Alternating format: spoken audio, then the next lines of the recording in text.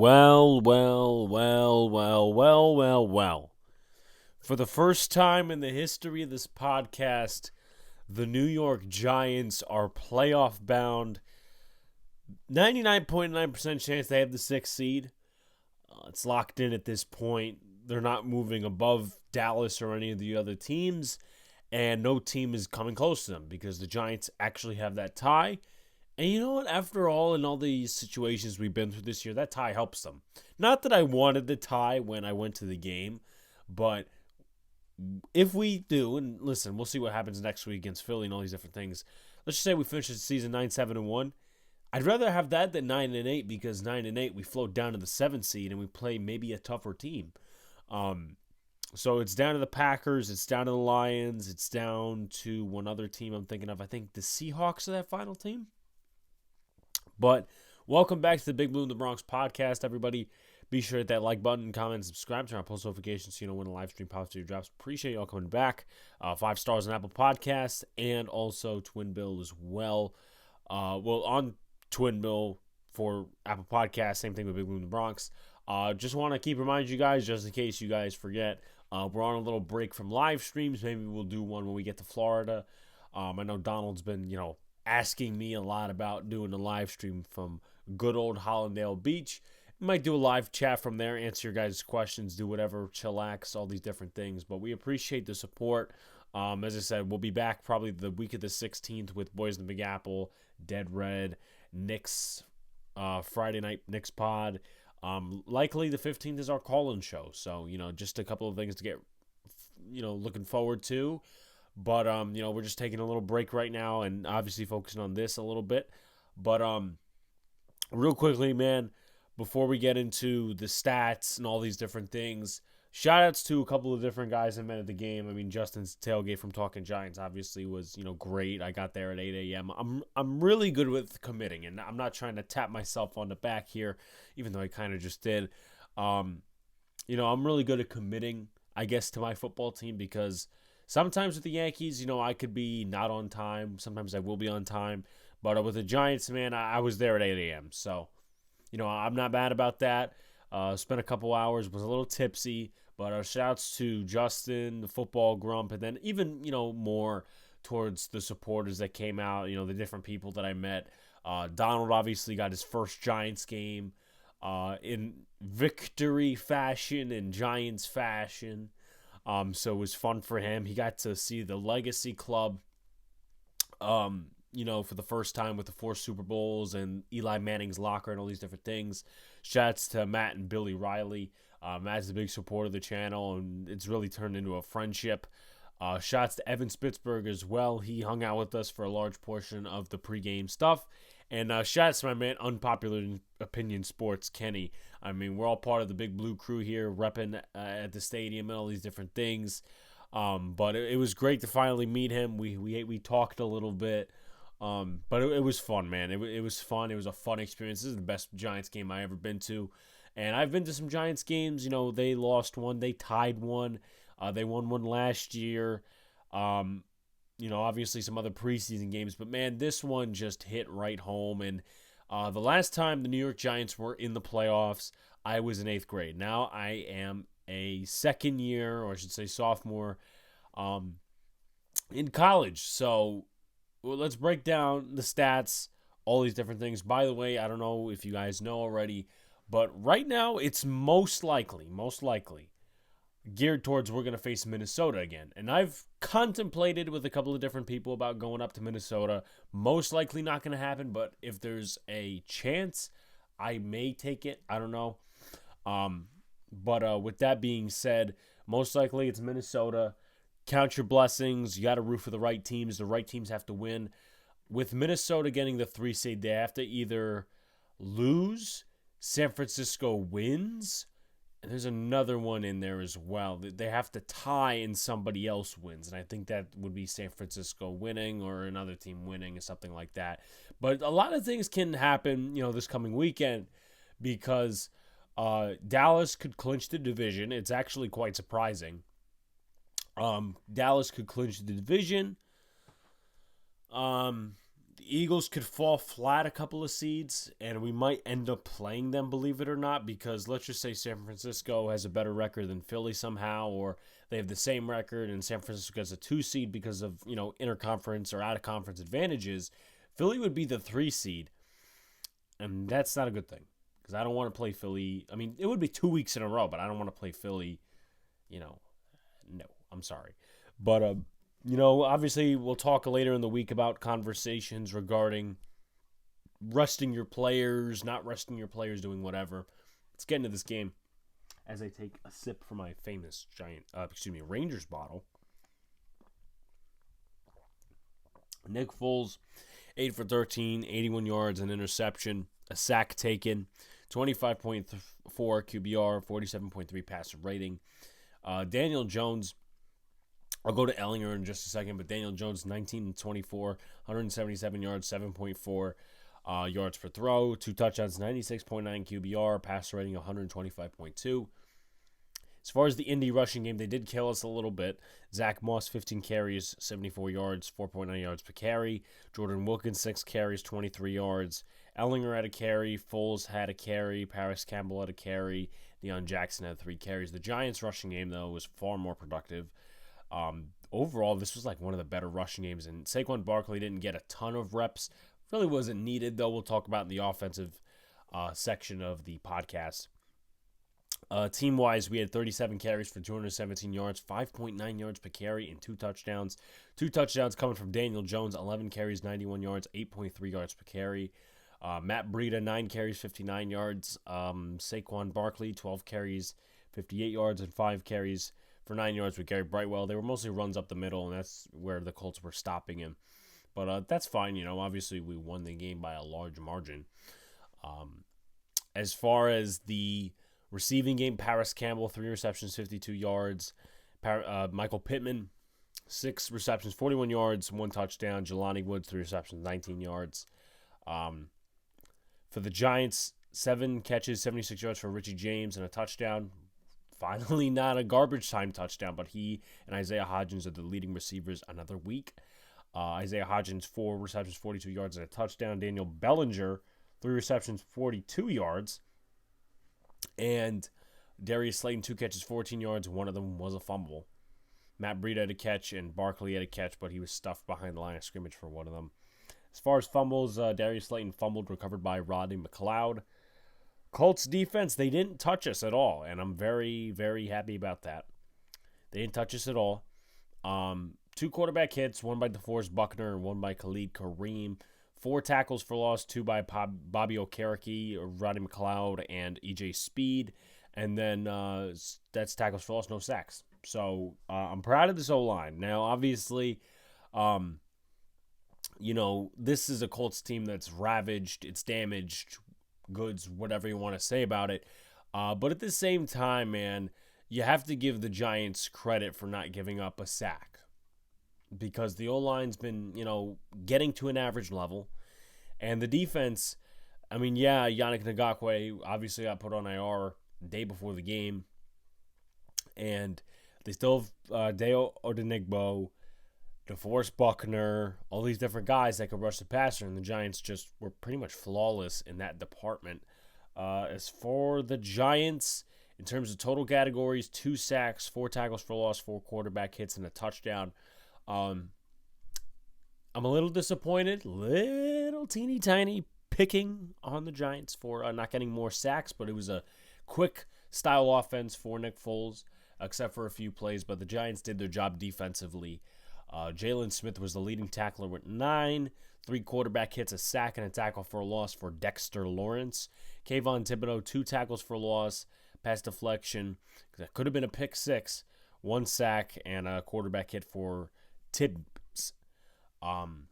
Landon Collins had the 1 touchdown, pass deflection. We'll talk about stuff a little bit more in terms of defense with him because there's some things I want to bring up. And I think that's it from the Giants. And also Landon Collins, 52-yard pick 6. Let's go with team stats. First downs, Giants 26, Colts 14. 9 first downs in passing for the Giants, 7 for the Colts. Rushing first downs, 5 for the Colts, 14 for the Giants. Giants had 3 first downs from penalties, including a Colts offside on a punt. So that was pretty prudent, came in handy for the Giants. 2 first downs for penalties for the Colts. One was a holding penalty on Fabian Moreau. Third down efficiency, Giants were 4 for 7, so not a lot of third down situations, which is really a good thing. They didn't put themselves in third down. To be completely honest, this was like third down. They didn't get into it a lot, which is, once again, a good thing. This is probably the best, has to be the best offensive performance all year, but it just shows you a lot of different things. And the Colts 3 for 12 on third. Fourth down, they were 2 for 2. We were 0 for 1. Giants ran 61 plays, and the Colts ran 56. 394 yards for the Giants, 252 for the Colts. Colts had 9 drives, Giants had 8. Yards per play, Giants had 6.5. Colts had 4.5. Red zone, Giants were 4 for 5, so the efficiency is getting more up, and that's a good thing. 1 for 2 in the red zone, the Colts. Penalties, the Giants had only 3 for 20 yards, and 7 for 60 for the Colts.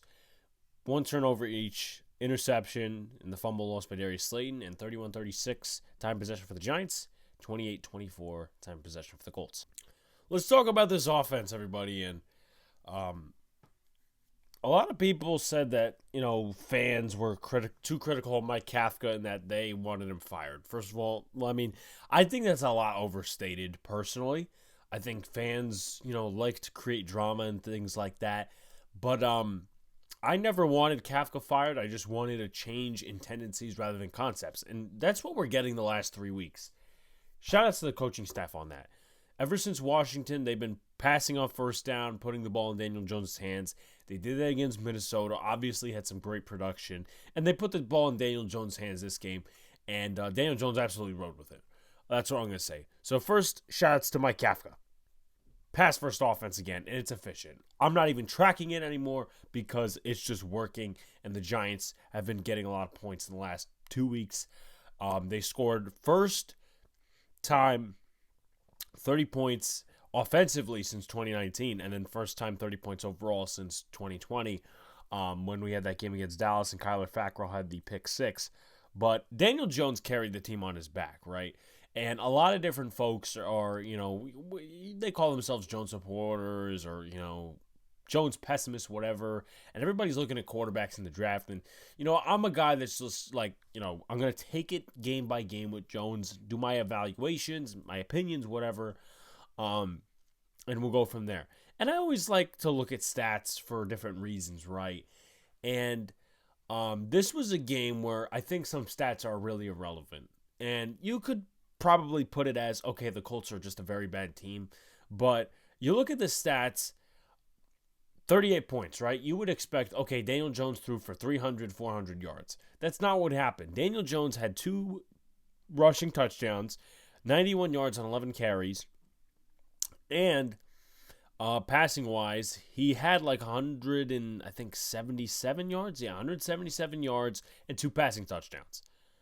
So that's where stats kick you in the ass a little bit. That's where if you're a stats geek or you just look at the stats for narratives, it doesn't help you in that way. Because Daniel Jones was this game for the New York Giants, right?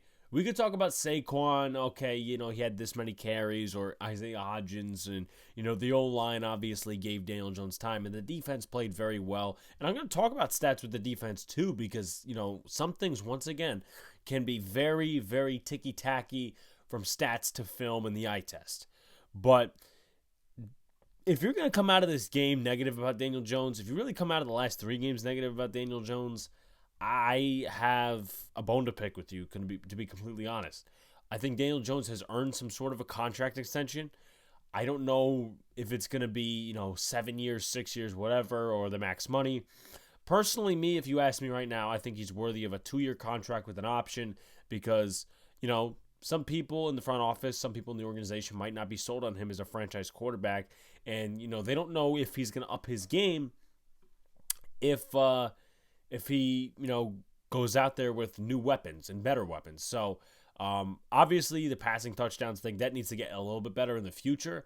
But I can tell you very much so, even before the game and even before Ian Rappaport's report, it looked like Daniel Jones was coming back. I personally thought coming into this year, and even a few games in, Brian Dable loves Daniel Jones, but I'm not sure Joe Schoen does. I think that has flipped now that the Giants are a playoff team. He's going to lead them at least into the playoffs with Saquon Barkley. So both are coming back. But this game was Daniel Jones. If you are going to come out here and say that this game wasn't Daniel Jones, once again, you have an agenda before you have, whatever. Before you really have fandom. Because people like to take it into agendas and all these different things and, different types of biases, whatever. The fact is, really, Daniel Jones carried the team on his back in this game. And he did it last game, too. It's just the defense didn't really show up in some spurts. Drop passes, all these different things. And he committed a turnover last game as well. But we're on the positive. Daniel Jones carried the team on his back. He's going to be back next year. And, he is kind of carrying this wide receiver core too because, they had better receivers in San Francisco with Richie James, and he wasn't really touching the field a lot, so you couldn't see any production or non-production there. But Richie James doesn't have 500 yards without Daniel Jones. Isaiah Hodgins, I'm not saying that Josh Allen was throwing to him in practice or whatever, because I highly doubt that Isaiah Hodgins was getting 1 reps. He probably was getting 2 reps with Mitchell Trubisky last year, and then obviously in the preseason with Case Keenum or whatever. But, they probably would have kept him had he shown this type of talent. And obviously Isaiah Hodgins has a really high catch rate. Pretty much anything that hits him in the hands, he catches. And he got another touchdown this game. But I think it's because of Daniel Jones. I personally think, obviously, you can't make water into wine on every single occasion. But he's elevated this receiving core a little bit. And he's done more with less. He's done more with less, in my personal opinion. As I mentioned before, shout-outs to the O-line. No sacks again. They put Nick Gates at center. Tyree Phillips at left tackle and then right guard. They moved Matt Parrott to left tackle towards the end of the game when they were taking out their starters. So, but no, the O-line played pretty well. No severe quarterback hits on Daniel Jones except when they started taking shots at Daniel Jones towards the end of the game, and the Giants O-line stood up unlike the Colts O-line and, talk some shit to the linebacking core of the defense. Because it was warranted. It was warranted because, I'll talk about the Tibbs thing in a minute when we get to the defensive side of the ball.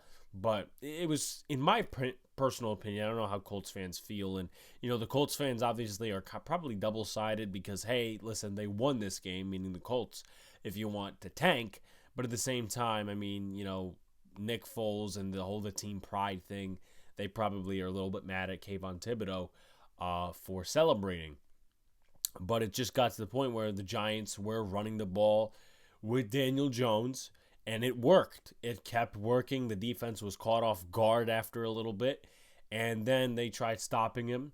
They had 1 or 2 shots out of bounds that the refs didn't call, and then there was, you could have easily, very much so, in the terms of, that last run with Daniel Jones where he slides and then gets hit by Bobby Okereke, there was a helmet hit, or no, he shoved his elbow into his face or whatever, right, when he was going to the ground. And you could easily, a lot of these linebackers and a lot of these defensive players, what they do is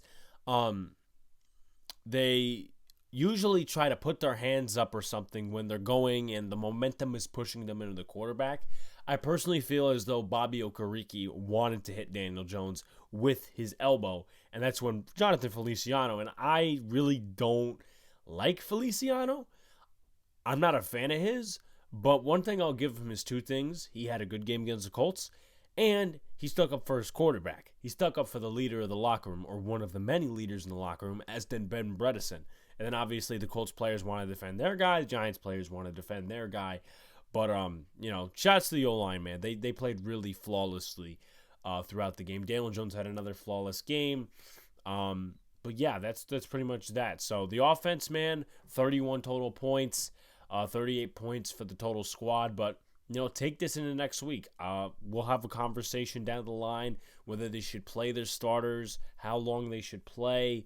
But it means more for the Eagles than it does the Giants because the Giants are already locked in at number 6. And obviously, when you talk about injuries and all these different things on one side about resting players, you also have to factor in the other side. Okay, would they be learning anything, and would they be growing as a unit? Because I mean, we could slide into the defense with this one. Xavier McKinney, Dory Jackson have not played much with this new core of a defense.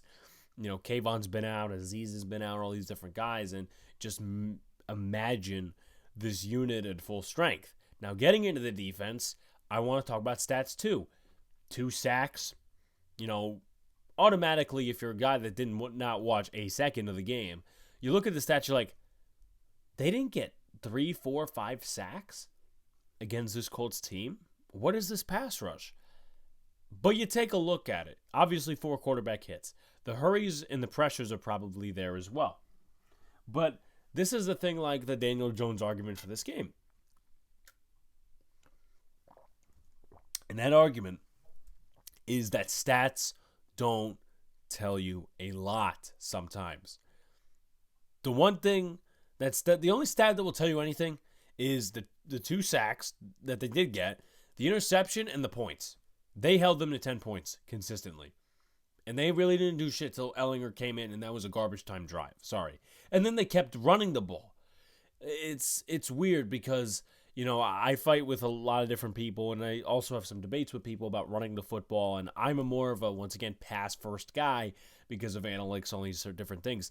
That just shows you that running the ball always doesn't, it doesn't always make you get in the end zone.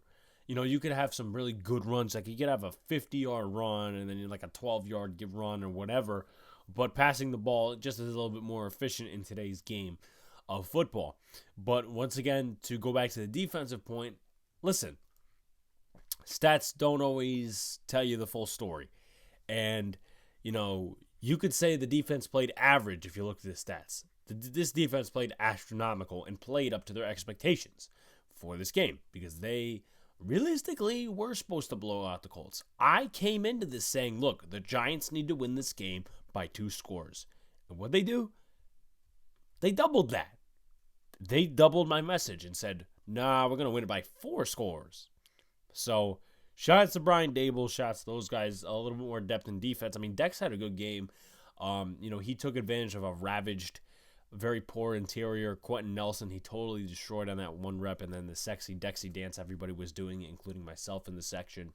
I want to talk about Kayvon Thibodeau in that hit a little bit. So, obviously, he put a hit on Nick Foles, uncovered for the sack, which to me is like, okay, Charles Leno lost that rep against the Giants. That was the first time. But how do you not account for Kayvon Thibodeau?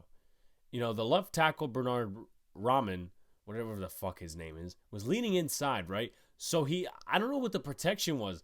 He was leaning inside like it was a slide to the right protection. And then McLeod and both Thibodeau come unblocked, which is like, dude, you have to pick up at least one of them maybe. Which obviously the smart decision would be, okay, pick up Kayvon Thibodeau. But both are unblocked. Kayvon gets a sack. Now, I'm going to be completely transparent, as we love to say on the channel. And being transparent, I'm like, okay, I love the celebration. I love the sack. But I'm going to be fair, that's a little bit of a dick move for, what Tibbs did in terms of Foles. Okay? So then he says after the game, and I'm just going on what was said. People could call me a homer or, oh, he knew what happened. But Kayvon said, I didn't know he was hurt, and hopefully he gets better. And the same thing was basically said by Brian Dable. And you hear Jeff Saturday come out in a press conference and said, and I'm, looking into it, I'm mad, but I'm not mad at what he said because, we would be in that same situation. But at the same time, it's just like, no, it's not a cool comment to make. And listen, once again, it's a head coach being defensive of his team. He basically came out and said that his celebration was tasteless. It was trash and all this other stuff. So, I mean, you could say, okay, well, he was defending his team. But at the same time, man, your team lost. And he also critiqued his team because they didn't fight for Nick Foles. I mean, to be fair as well, And I'm not trying to sit here and, create controversy or whatever, but, what do they have to fight for? I'm not saying totally leave him on the ground while somebody's celebrating. Also, it's not like Kayvon made a dirty hit, but what are they fighting for? I mean, this is not a team that's going to the playoffs. This is not some building culture or whatever. This is a team that's poorly put together, poorly executed, lots of injuries, lots of bad moves. The coach was brought in off of ESPN, which is, 2 years ago, people would say, oh, you're fucking kidding when you say that to me. And then obviously, we know what happened with Jeff Saturday. But my point is, like, you're not learning anything from these games. So if people want to tank, or I should say root for the tank, they can root for the tank. Because nothing's happening. Like, maybe a few players will stay next year on the Colts. So, I mean, when I listen to it, I'm like, he's not totally mad about it, and he's not throwing anything or, chucking tables. But at the same time, your O-line should fight for your quarterback, no matter who it is. You should be like, hey, man, that's not fucking cool. But at the end of the day, man, it was just pointless. I want to talk about something in just a second. If you notice, my voice is a little, I can't say impaired, but, I was yelling a lot Sunday.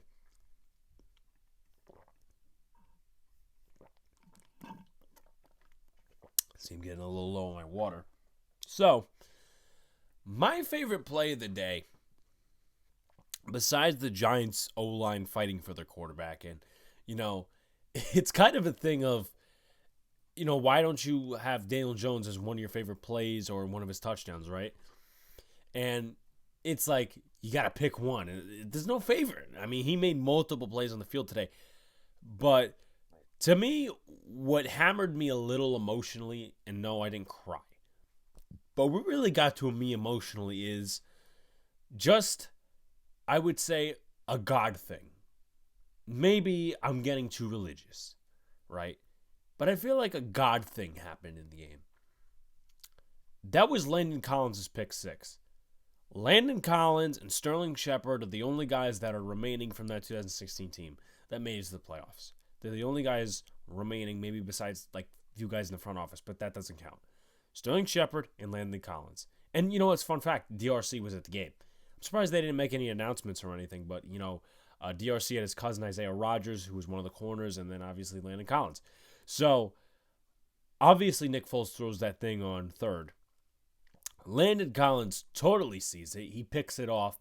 I'm like, that's Landon Collins. So I shut up for 2 seconds because I want to see if he gets into the end zone. And he gets into the end zone. And to me, that was probably my favorite play of the day. Because I'm like, that did not happen. This guy was let go by the Giants because they wouldn't give him the money. They didn't really want him back in 2019. He didn't fit the scheme, the stupid Betcher scheme. And then, he goes to Washington, says all this shit about Dave Gettleman, which is, I guess his prerogative. 2021, he gets cut, or before the 2022 season gets cut. I think he had a season-ending injury in 2020. But either way, he got cut. And, he was surfing different teams trying to get a deal. And the Giants pick him up on the practice squad. And, it seems like shit's just gone full circle with him. Giants pick him up with the practice squad. He plays against Seattle. He plays against Jacksonville. And for a few weeks, we're like, what the fuck is going on? Like, he's not being elevated. How worse is he than Jalen Smith, Tate Crowder, Micah McFadden?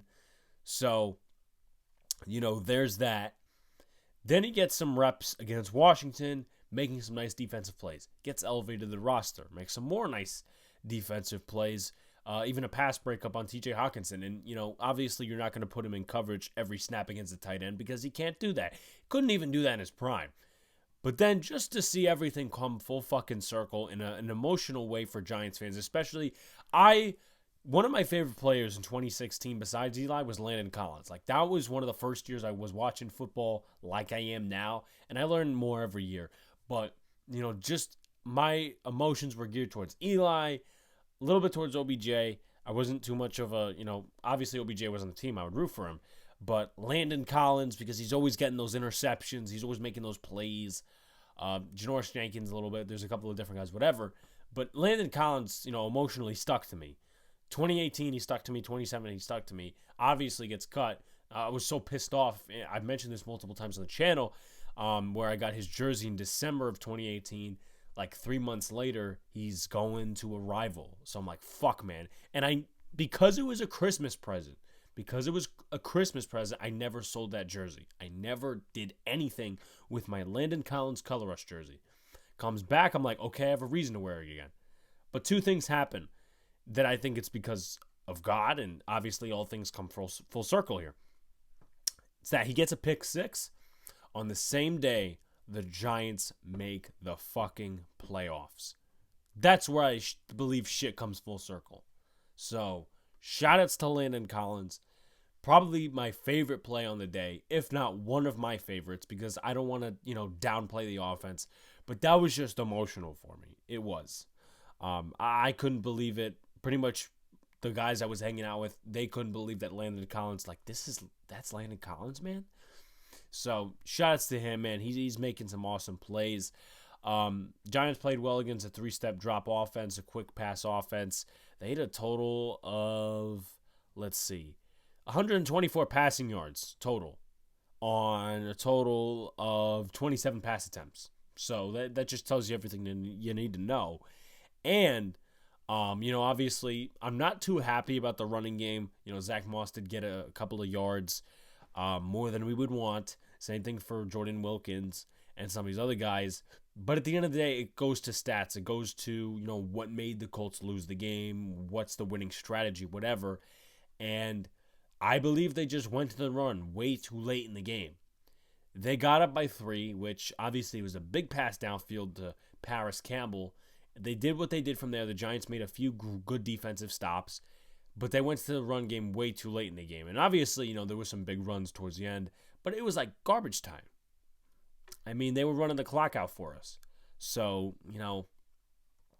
with that being said, you could be mad at the running game, but at the same time, it didn't play too much of a factor in, what actually went on and why the Giants won, why the Giants lost, whatever. It did not play too much of a factor in the end result.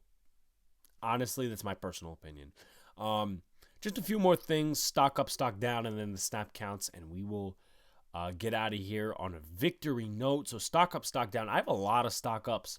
I'm going to be completely honest with you guys.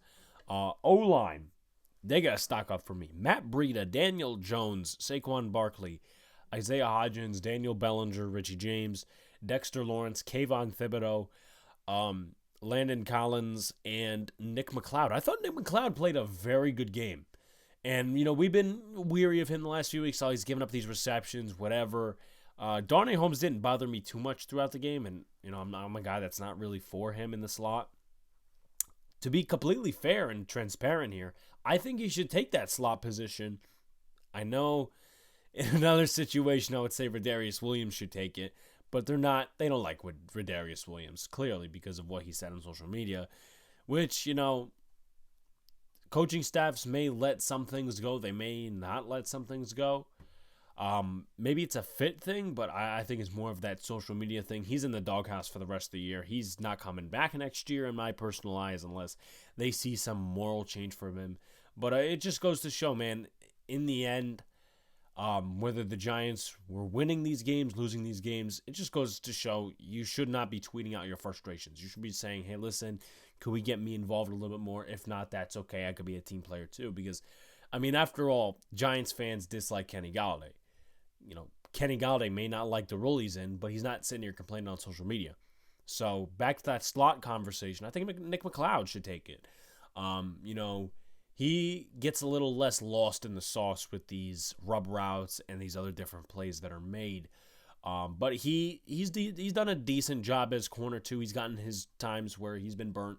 But McLeod, man, he should move into the slot. I think they like him in the slot, to be fair, because before Adoree Jackson got injured, he was getting some slot time. He was. I was pointing that out, a little bit against Green Bay, a little against all these different teams. So I'm happy, very happy. Stock down, I would say Leonard Williams and Fabian Moreau. Williams really didn't make much of an impact. I'm not going to sit here and say Azeez is a stock down because it was clear they were snap counting him, and they're not usually putting him in against the run because he's not very good against the run. But Leonard Williams disappointed me a little bit. He went out with a neck injury. They're not going to get any diagnosis on that till Wednesday, but I think it's just a stinger. I think it's just something that's been hampering him for weeks. They wanted to cut him out of the game because, look, the game's over, 38-10, when they ruled him out. So you don't want to put pressure on that, and especially maybe next week they rest him too. I wouldn't be mad about that. And then Fabian Moreau, he got his fair share of burns, but, obviously you can't complain when the Giants only allowed 124 passing yards. And then real quickly, let's go to those snap counts while we have them via the Twitter. Offensively, let's go that. Evan Neal was the only one who played 100% of the snaps, which is very good. Listen, shouts to Brian Dable on that. He was never out of the game. And, they took guys out. There was nobody that played 100% other than Evan Neal, but Evan Neal played 100% for two things. A, because he's a rookie and he needs his time. B, well, he's missed some time. Obviously he had that MCL sprain for a few weeks. Evan Neal had a very good game, in my opinion. He had a very good game against the Colts, especially on some of those running plays. Mark Lewinsky, I thought he had a good game. Listen, the O-line had a good game in total, but Lewinsky, 90%. Bellinger, 89%. Jones, 87%. Andrew Thomas, 84%. Same thing with John Feliciano. 83%. Darius Slayton, 81%. Isaiah Hodgins, 79% for Saquon Barkley and Richie James. Nick Gates, 59%. Ben Bredeson, 57%. I believe he was sat. No, he wasn't sat. So when they had the second O-line in, it was left tackle Matt Parrott and Tyree Phillips. It was a drive.